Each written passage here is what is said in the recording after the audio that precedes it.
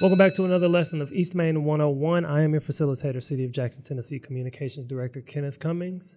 And for lesson 21, I am joined with City of Jackson, Tennessee Chief of Staff, Ron Shultis. Ron, thank you for joining me. Thanks for having me, Kenny. I'm glad to have you on. I'm excited to talk to you about a lot of things that you do as Chief of Staff and policies and all those things. So as always, I'm going to start off by reading the bio of Ron. Ron Shultis, for the past 7 years, in his role at the Beacon Center, which is where he started before he moved to the city of Jackson. The Beacon Center is the state's oldest and most influential nonpartisan public policy think tank and its sister advocacy organization, Beacon Impact. Ron led and conducted the Beacon Center's research efforts and helped to shepherd Beacon's impact legislative agenda through the Tennessee General Assembly. His research has been covered and cited in numerous state and national publications.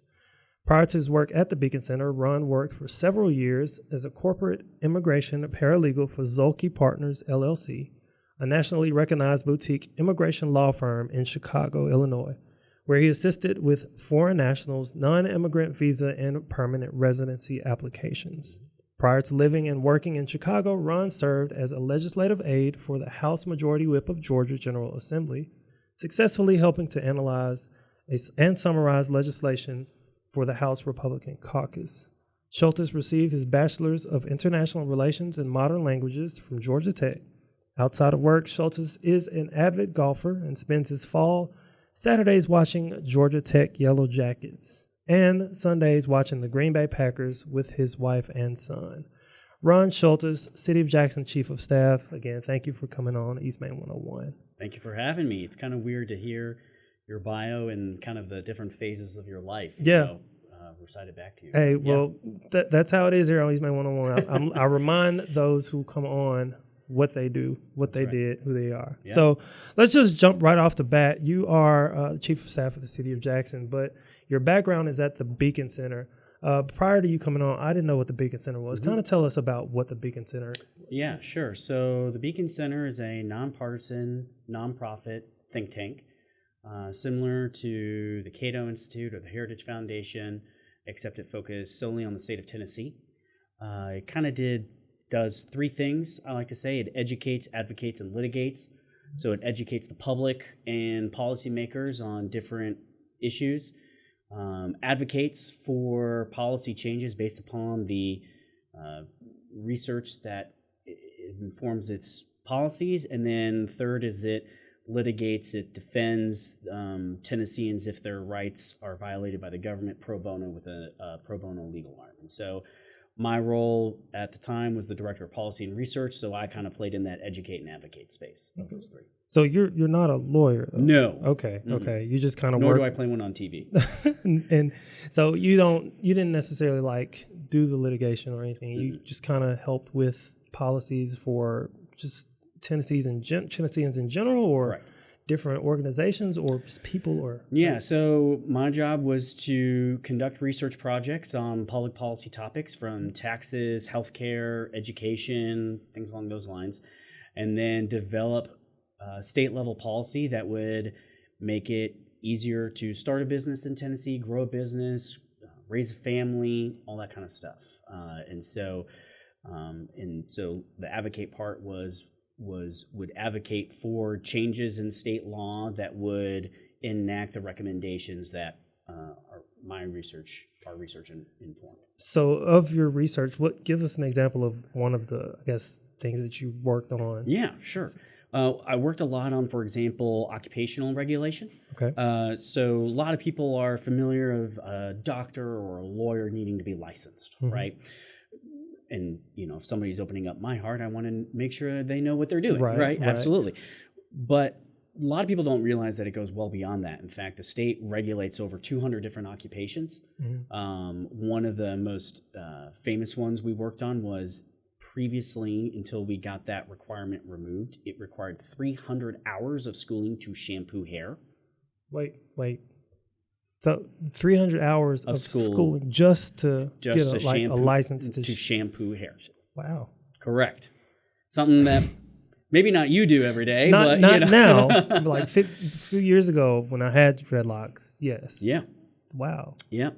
We used to have a beauty pageant operator license, and so You're getting into my territory now. And so, basically what all these licenses represent is some kind of barrier into doing a job, getting a new job, a better job, all that kind of stuff. And so what we worked on was saying, and by the way, roughly, back in the 50s, it was about 1 in 20 Americans had to get a license, like 5%.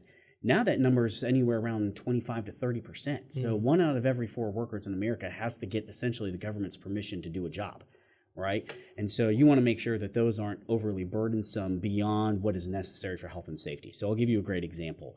Many years ago, I was used to talk about how to literally restart someone's EMT in an ambulance, you needed 6 months of education. However, it required 2 years to be an auctioneer. Is it 4 times more dangerous to be an auctioneer versus restart someone's heart in EMT? You have to have more time to learn how to talk fast and sell stuff than it is to ride an ambulance. Right. And so some of the things we talked about were, does this license need to exist at all? Like the shampoo technician license. Thankfully, no longer you don't have to do that. Or does it need to be maybe right-sized? So for example, barbers and cosmetologists are licensed in all 50 states in America, right? There's reasons they're cutting, they're coloring, they're using chemicals, whatever. Tennessee requires 1,500 hours. Alabama, I think, requires 750 or maybe 1,000. Is it necessarily twice more dangerous? Then why do we require? And so sometimes it would be maybe right-sizing those regulations, maybe finding different ways to regulate. So for example, you want to talk about something that impacts health and safety more than a cook, right? They're touching their food and all that. Right. Yeah, we don't license cooks. We inspect their kitchens. It's a far more effective way to regulate, right? So that was an area that I would work in. I'll give a quick example, and then we can kind of move on to today. Okay. One of the things I worked on was called the Fresh Start Act, and my first or second year, still something I'm most proud of.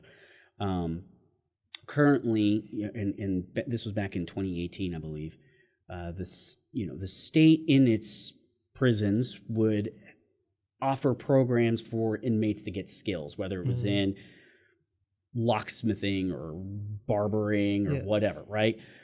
But then all of those licenses or those occupations required a license, and it was in state law that you could deny a license for any criminal record. So we were paying for them to learn how to be a barber in prison, but then coming out and then denying them a license because they had a criminal record, which sent them there in the first place. So it was a great example of the right hand not knowing what the left hand was doing. Right. And so we changed the law and said, unless the crime you committed is directly related to the job that you're seeking, exempting for very violent offenders or whatever, you couldn't be denied due to your criminal record. So for example, you were stupid in college and stole a 6-pack of beer. Should we really prevent you from being a barber for the rest of your life? No, but we were. And so, whereas, hey, maybe you've got 5 breaking and enterings, maybe we should prevent you from being a locksmith. Even if you're clearly a very good locksmith, right? Maybe we shouldn't give you a locksmith license. But, just allowing people to re-enter society, and we ask them to be productive members of society, give them a chance to get a good job. That's something I'm very proud of to this day, of making government work better and giving people a second chance. That's just by reforming regulatory laws. Then Beacon Center, and I guess Beacon is kind of like a light, and you want to make sure that all Tennesseans, like where you work with, Tennesseans are able to do what they want to do as far as like with their jobs. I never knew about the hours that you have to shampoo. And you were a part of helping repealing that law. Yeah, we had same thing with braiding. We had the opportunity to work with some African American women out of Memphis who were like, "I just want to braid hair." Yeah, and I'm being told that if I don't stop doing this, I'm going to go to jail. And it's like, why? Or one time we worked with an animal massage therapist out in Franklin, Franklin, Tennessee, rich horse country, all that. Yeah. These ladies were literally massaging horses, helped with recovery and healing. They weren't diagnosing anything, but the vet board sent them a cease and desist letter saying, "You're practicing veterinary medicine." We got the law change to clarify, no, that's not. That's like saying you'd have to be a doctor to be a masseuse. Yeah. That's silly, So that's one area in these occupational and regulatory laws that I used to do a lot of work in and just reforming. So 2 things real quick. The first one is, how did these come about in the first place? Who said you have to have 700 hours to cut somebody or shampoo somebody? Yeah. Who said that? So one interesting theory is that, and this isn't to say this is right or wrong, right, but as union membership has declined in America, there's been an increase in occupations requiring licenses. Okay. So that's part of it. Part of it is just the need to protect health and public, certify quality.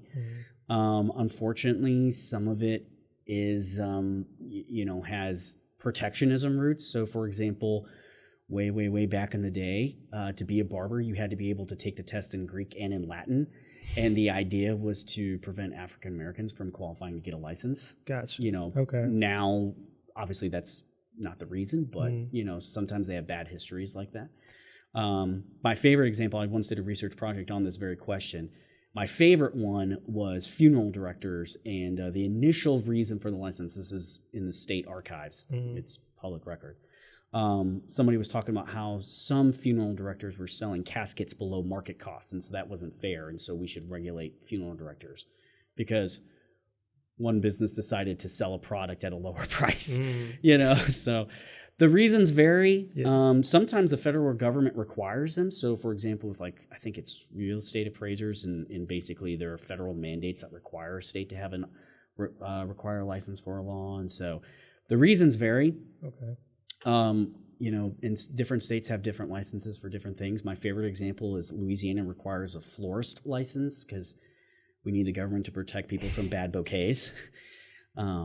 Just in case you get pricked by a thorn. Exactly. Protected from. Yeah.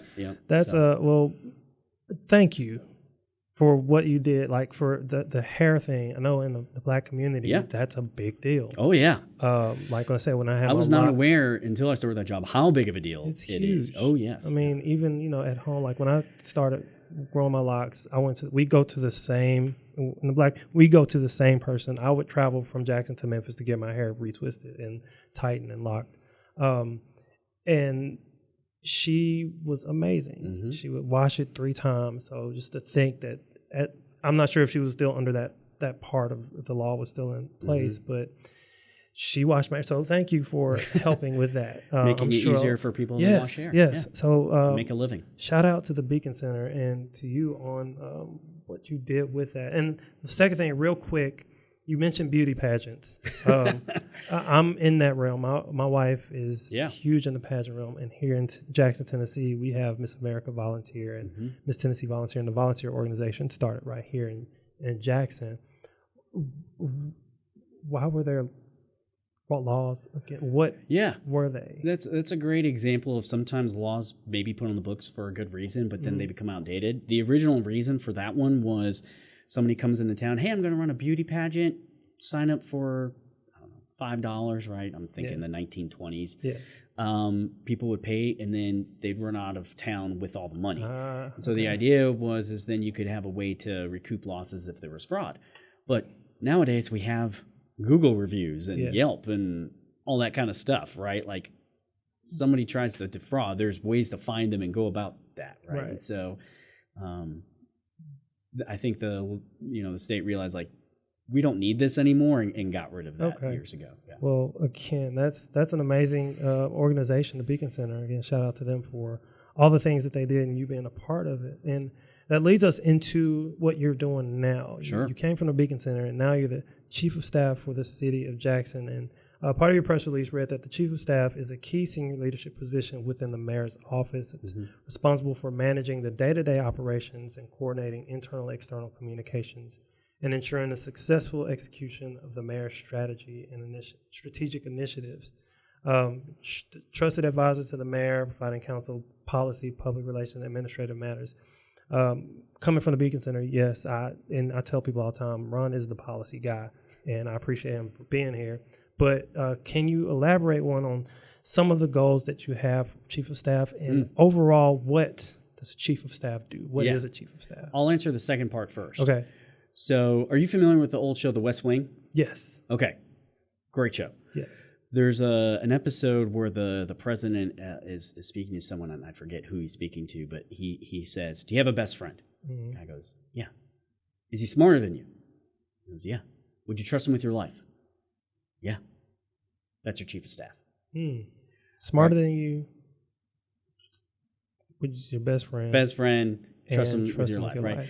And so, the idea is that the chief of staff is your trusted advisor and kind of glue that kind of makes things happen, right?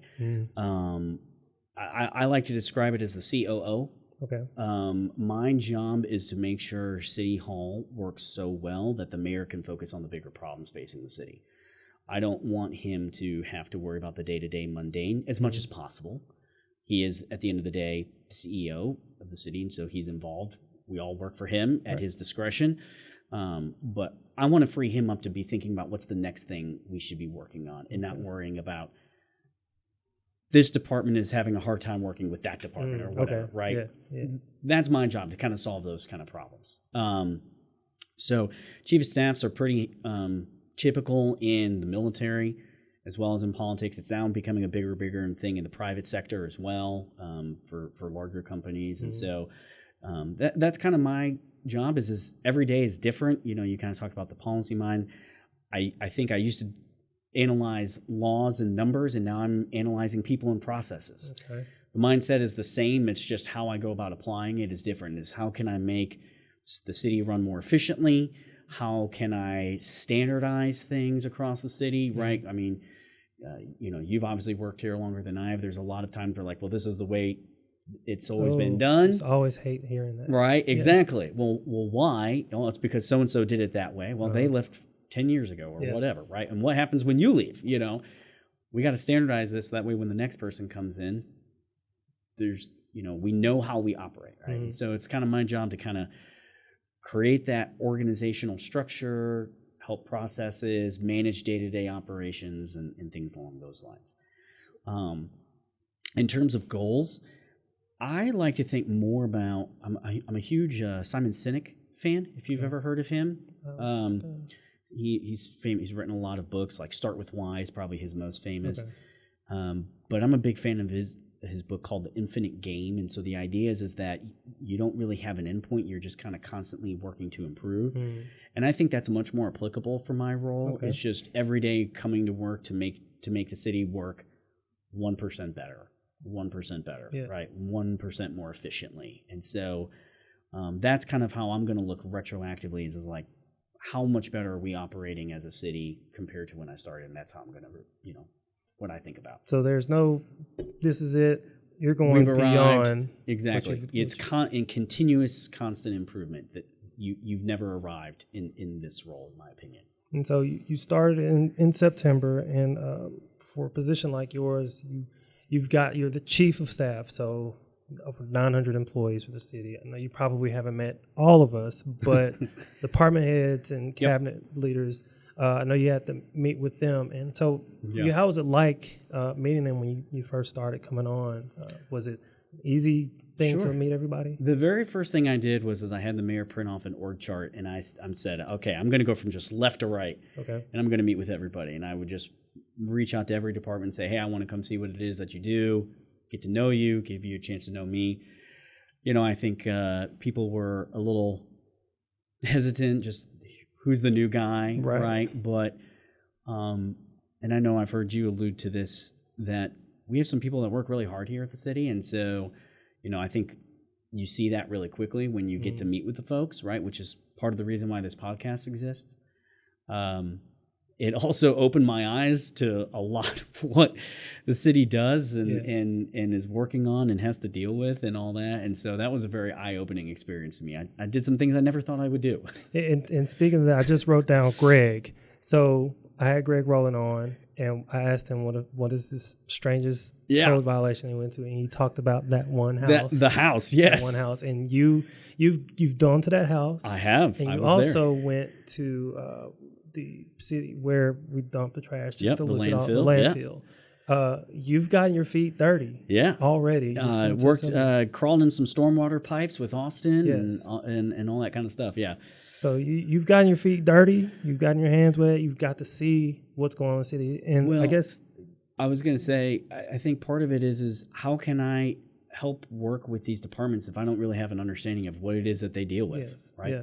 I joked with Greg afterwards. I was like, I understand what you do. Yeah. You know, I don't need to go into another house like this to Right. understand. I got you. I understand what you do. I'm gonna let you do it. If you Right. have an issue that needs to come to me, we can talk about it. Yep. And that's kind of the same way I roll with as communications. I want to make sure that the street departments out there paving roads. I want to see them doing it. I want to get on the truck and see what's going on. I want to learn about the equipment. I want to learn about all the things so that if I am asked about it, I can say, or if people are asking me about it, I can say, we've got this thing. We have this new equipment. We have things like that. So I understand where you're coming from. But as chief of staff, you've probably done. I haven't been to the landfill yet. Okay. I've been to the storm pipe. Okay. I walked through one. You got to go to the pictures of landfill. it. Okay, I got to go to the landfill. I'm gonna write that down. Get with Austin. Be like, hey, or Leilani, I need to go down there just to see what it looks like. Or go up there. Or up there, see what it looks like. But I mean, it's in our role, I guess, for you as chief of staff and for me as communications. It's fun to know what our employees are doing and to see them doing. I think I talked to you about how passionate our employees are here in the city, and you've seen that. Yeah. What is it that you've seen in our employees other than passion? What is it that you see that's like, okay, this city has some good employees? I would say the main thing I notice is a kind of a selflessness. So the idea is and I understand it too. Don't get me wrong. You tend to hear from people the most in government when things are bad. Right. But no one ever calls up to City Hall and says, "Hey, thanks for fixing that pothole." They just call you to say, "Fix the pothole," right? And that's fine. And we need that information. We need to be told where we need to do better and all that. But you have to love the city and love its people to then come to work every day and know that, you may not get a lot of direct praise. You just have the satisfaction of knowing that you solved someone's problem today. Right. And so I see that a lot. And so coming from Georgia to, you lived in Nashville for a minute, now coming to Jackson. For me, it was Memphis. I went to Nashville for school. Now I'm in Jackson. I've seen the change in Jackson. You just got here. You're a part of that change, and it's already changed.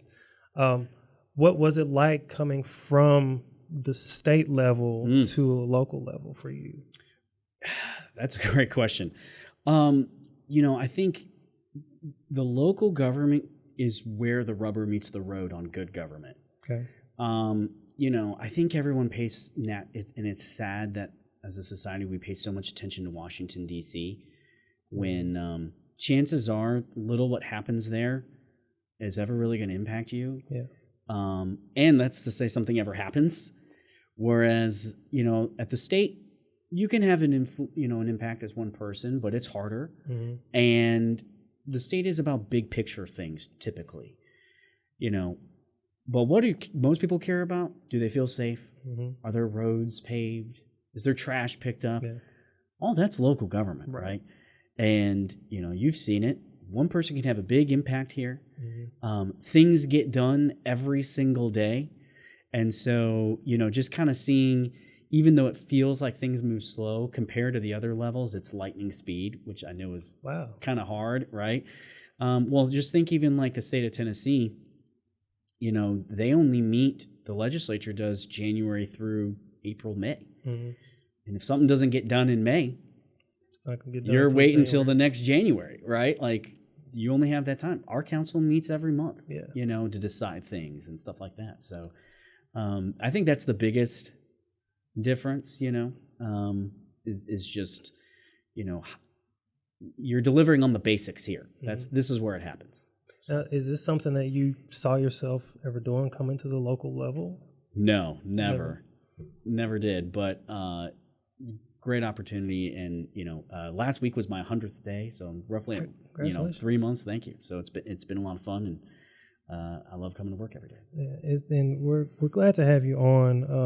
Like I've seen to be able to talk to you and learn policy things. For one particular thing that we talked about, policy wise, it's like hearing you talk about. It's like, wow, I never knew that. And again, coming from Beacon Center, where you have that, like I said, I didn't even know about the Beacon Center until you came along and I looked it up a little bit. So as chief of staff for the city of Jackson, is there anything that you have noticed, like when you came on, you've been here 100 days, as you said, that you saw and it's like, hey, I really want to make a change in this particular area? What is that? Yeah. One of the things that really made me excited to come and work for the mayor and for the city was some of the housing initiatives that are very passionate to him. Yes. That's a policy area that I'm also very particularly passionate about, and have done a lot of work on as well. In fact, I know you've had Lauren and Claire on here. Mm-hmm. I actually met them before in my old role on some of the housing research that I had done around zoning laws and everything. And I was really excited to see all the stuff the city has done around accessory dwelling units, ADUs, granny flats, around allowing mixed use, which is parking lot minimums, parking minimums. And so one of the things I really wanted to do right away was, as we're working on an ordinance that allows it easier to build smaller multifamily buildings with a single stairwell. Yes, I was just about to ask you about that. Yes, so that we're gonna looks like we're gonna be the first city in the state. We're racing with Knoxville to get that done. Okay. Right now we're ahead of them, so hopefully we'll get that passed next month. But it's something you don't think about is the requirement historically to have 2 stairwells. Nowadays with safer building materials, fire resistant materials, all that, the reason for it made sense at the time, but isn't as necessary now with certain parameters in place. And I just, was reading a study out of Harvard that only requiring 1 stairwell for multifamily buildings reduces cost by 15 to 25%. You want to lower the cost of housing. How about lowering the construction cost by 15 to 25%? That's a big cut. Right? It allows you to put buildings in smaller lots. Maybe you don't have to have massive lots. So that's a simple thing. So that was something I was really excited to kind of dig into, and how, all the great things that the city has already done under the mayor.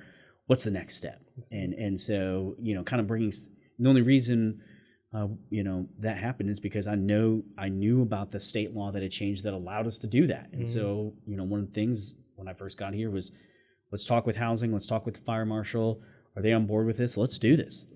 Here's another thing we can do as a city to kind of show how we're on the forefront of making it attainable housing easier, lower construction costs, so that way everybody can, have a place to live. Yeah, and one thing you told me is that we're probably going to be the first in the state of Tennessee to do it. And you mentioned to me that someone at the state level said that it's taken them so many months or years or however many to do this, and we got this done right. Yeah, this quick. And that kind of goes back to how you said local government rubber meets the road. State level, they're moving a little bit slower sometimes. Yeah, a little bit slower. And that I was talking with that was a Nashville councilman who's been working on that issue since I think probably the law was passed, so probably April or May.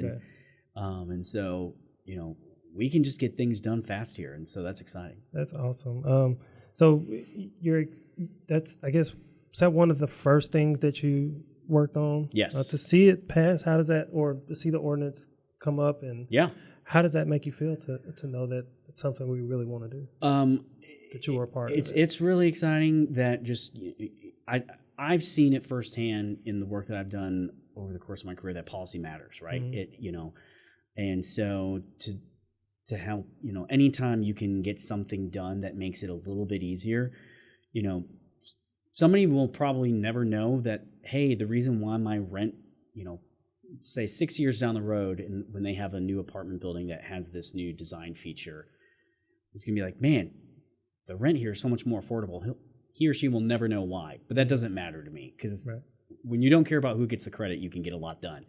And, just knowing that someday down the road, somebody's going to be in a better living situation because of that one little thing is really cool. That's awesome. And speaking of policy, like I said, whenever people ask me about you, I say he's the policy guy. He knows policy.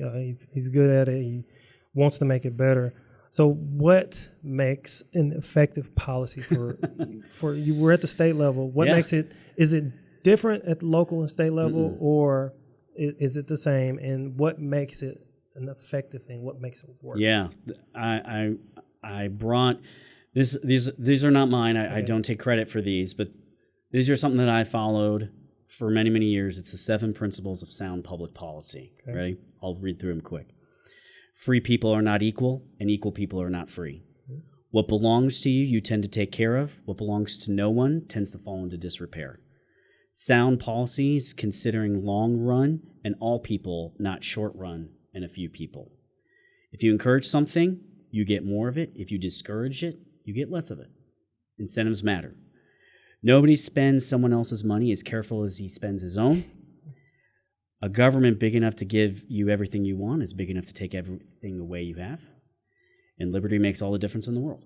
Those are 7 really good ones. And so this is what I believe in how, you want to create good government policy that minimizes unintended consequences and, has the best intentions, but is narrowly crafted to try and address the specific harm and problem that you're facing. And if it ticks those off, chances are it's going to go pretty well. Those are really good ones. And when it comes to policy, I know there's some internal ones and then there's the external. Mm-hmm. Talk about the difference of how it works for those who are within city government, the employees, and the people who don't work necessarily for the city. Yeah. So the public-facing ones are about our ordinances. What are the laws we have on the books, right? And then obviously the city works to implement state laws as well. So, we're kind of creations of the state. And so state law and local ordinances, we carry those out. Our building codes department, right? Mm-hmm. They're inspecting homes that comply with state building code law, right?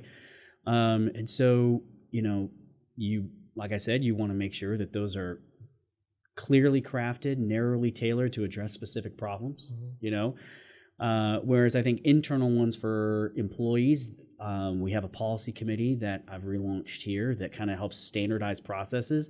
And that's more about, I think, standardizing, right? It's about this is how we do this every single time. So that way we know how things are done. If people ask questions, we can answer them. It helps with knowledge transfer as people leave, right? And so also it's about generally good guidelines of how we should, we can't write something that addresses every situation. Mm-hmm. And so kind of creating good guidelines, we talked about should versus shall, right? And making sure where do you want one of those makes a big difference. Mm-hmm. And so those are kind of, I think, kind of the big picture between outward facing versus inward facing. So when we talked about a particular policy that we're working on, the should and shall, I knew that was a thing because, as a journalist, I would go to court and hear the should, shall, or hear it in different places that I cover. What is the difference of should and shall? I knew there was, but never really understood. Should is a guideline, right? Whereas shall is a command. It's a must, and so I love, for example, one of the research things I did was this counting how many times the word shall or must existed in Tennessee state law, and it was like over 20,000 times. Mm-hmm. I think if I recall, if you read it nonstop 40 hours a week, it would take you like 4 months or something like that to read all the state's laws and regulations with every time it says a shall or a must. And so, that's the fundamental difference, right? And so when it's a guideline, use should, best recommendations, good practice versus a compliance, you must. Okay. Yeah. So should and shall, must, and here's a good way to do it. Exactly. If you don't do it, it is what it is. But if you, like I said, that was when you brought that up to me on this policy that we're working on. It's like, I don't know. I want to make sure it's right, though. That's the other thing. You want to make sure the policy, like you said, can read correctly for those be cleared, easy to understand, easy to follow. Addresses as much of the big picture without dictating every little thing, because there'll always be something under the sun that you can't foresee. Yes. Yep. Do you enjoy this? I do. You do. What is it that, like, I guess your background in from graduating from Georgia Tech, what is it that made you know that I want to do stuff like this? I want to help change laws, but I want to help with policies and things like that. What was that? So I like to describe it as I previously was working on analyzing laws and numbers, and now I'm analyzing people and processes. Gotcha. The skill set is the same. It's just how I'm applying it now in this new role is a little different. I had the opportunity to work in the Georgia General Assembly, the Georgia legislature, back when I was in college and right afterwards, and I just kind of fell in love with the idea of working to represent people and kind of setting directions, right? And then allowing people to carry out whatever it is they want to do, right. By creating the legal clarity for them to do so, And that's one thing, I respect about you is you say people, it doesn't matter left, right, black, white, red, blue, Democrat, Republican. You want to make sure, with the Beacon Center and policy writing, you're working for everybody to follow the same laws and get helped out in the way that they need the help. Yeah. And that's one thing, like I said, I respect you for that reason. We all have different, political ideas and things like that. But when it comes to, especially the local level, no potholes don't have a side. They don't have a gender. No. We're all driving over them. That's right. And let's make policies and, things that help out everyone in this city. I want to make Jackson, help make Jackson be the best place to raise a family, start a business, grow a business, have a job, all that. And so any way that, if it's not helping everyone, it's not a good idea. Right? And that was one of those principles about, people. You want to, like you said, you want to help everybody. So, exactly. Ron Shultis, Chief of Staff for the City of Jackson. We could talk policy all day. I honestly enjoy it. It's weird as a journalist, especially having someone on who can actually explain it to me and show me the ropes of, hey, here's how you write it. Here's, you got to be clear on what you're saying so that you can understand it. So Ron Shultis, Chief of Staff, City of Jackson, Tennessee, thank you for coming on Eastman 101. Absolutely. So as always, I have a pop quiz at the end of my lessons since it's Eastman 101. It's not a quiz. It's just 3 questions that I ask my guests. Gotcha. So for you, the first question is, you attended Georgia Tech. Why Georgia Tech? So I knew I wanted to study, I thought I wanted to be international relations. That's why I originally wanted to work in like counterterrorism when I was in college. But I knew I wanted to work on policy and politics in some form or fashion. Okay. And what I liked about Georgia Tech, if you know anything about it, it's a very math and science heavy school. And so their program is a Bachelor in Science versus a Bachelor of Arts compared to most. So how that played out was it wasn't theory based, it was statistics based, it was mathematical based. I knew I was going to come out of there with hard skills that I could apply in any job, not just theoretical knowledge. Yeah. And so that's what I liked about it. So did you know that was your school of choice when you were in high school? You knew Georgia Tech was it? It was that, or there was one other I was really hoping for, and so it worked out perfectly. Yeah, and you worked for the Georgia General Assembly. Is that something that you came out from Georgia Tech? They saw you, or you just applied? Or I applied and fell in love with state politics, and so worked there, and yeah. So I guess that's kind of how I was with communications. I got a camera and I fell in love with going to events for free. And I enjoyed photography, but the journalism part came along with it. So that's awesome. So Georgia Tech. And it's a great school, obviously, right in the heart of Atlanta. So it's very unique in that it's not a concrete campus. It's a true campus, but surrounded by skyscrapers and it's gorgeous and absolutely love my time. Good football team too. We're usually good, but not great. Same thing with basketball. Games this year, but the promise, the trajectory is up, which is exciting. That's awesome. All right, Georgia Tech. So, pop quiz question number 2: what has become your favorite local restaurant here in Jackson? Baker Bros. Baker Brothers, no doubt. I love good barbecue. Their smoked sausage is probably the best smoked sausage I've ever had, and their bread pudding bites for dessert are delicious. So my wife likes barbecue too, so that's been kind of, and I like eating and going downtown, and so you got a great barbecue place right downtown. That's been kind of one of our main go-tos since we've lived here. Baker Brothers barbecue. So I always get the pulled chicken sandwich. I'm a huge chicken guy. I don't eat pork, but Okay. Shout out to Baker Brothers because the chicken sandwiches are amazing. Okay. The food there is amazing. Yep. So I haven't tried the bread pudding bites. I'm going to have to try that out. You a big dangerous. sweets guy? You like sweets, Baker? I do. You do? I won't get them often, but if they're there, I have no willpower. I will just eat it. Totally understand. When somebody brings cookies up to City Hall, I understand. I get it.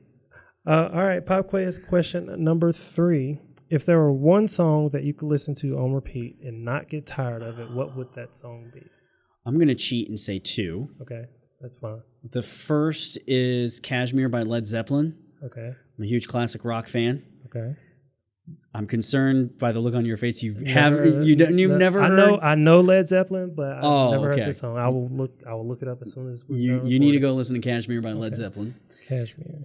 The second is, I would say, Thriller by Michael Jackson. Classic. I am a huge Michael Jackson fan. Okay.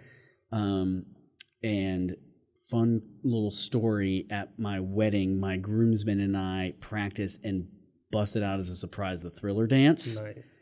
Yep. Okay. Oh, yeah. I'm going to have to record you doing that one day. Oh, it's been a long time since that. Dust off your red jacket, man. I may have one. You may have a red jacket. I may. Oh, boy. I can neither confirm nor deny. I know 2025 Halloween what you're going to be. Okay. I'm a huge Michael Jackson fan.